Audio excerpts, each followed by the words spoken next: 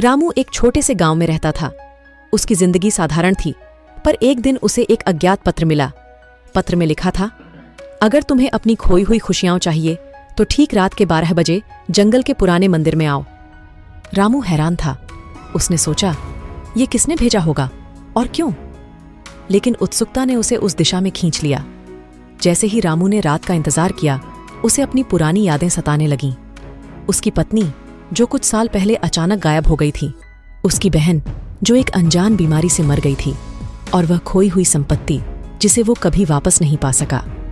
उसके दिल में आशा की किरण जगी कि शायद ये पत्र उन सभी प्रश्नों का उत्तर हो सकता है। रात के 12 बजते ही रामू ने हिम्मत जुटाई और जंगल की ओर निकल पड़ा। अचानक उसे पीछे से किसी की आहट सुनाई दी। उसका दिल तेजी से धड़कने लगा। जैसे जैसे रामू आगे बढ़ा, रास्ता और भी डरावना होता गया। पेड़ों की सरसराहट और जंगली जानवरों की आवाजें उसकी हिम्मत को परख रही थीं। अचानक उसे किसी का साया दिखाई दिया। रामू ने लैंप उठाकर देखा तो एक बूढ़ा आदमी खड़ा था। बूढ़े ने कहा, तुम्हें यहाँ क्या करना है बेटा? रामू ने पत्र दिखाया।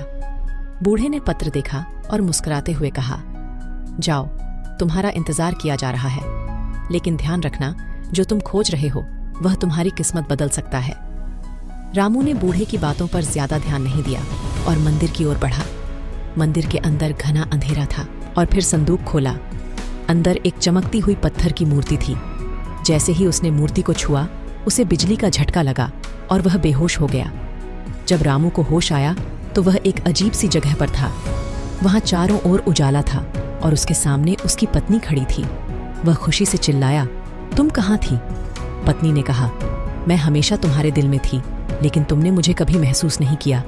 इस मूर्ति ने तुम्हें यह एहसास दिलाया है कि सच्ची खुशियां हमेशा अंदर होती हैं। रामू की आंखें खुल गईं। वह फिर से उसी जंगल में था, लेकिन अब उसकी सोच बदल चुकी थी। उसने समझ लिया कि जीवन की असली खुशियां बाहरी चीजों में नहीं, बल्कि अपने अंदर की संतुष्टि में होती हैं।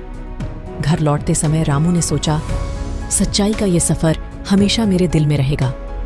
और उसके दिल में एक नई रोशनी जल उठी, जो उसे जीवन भर मार्गदर्शन करती रही।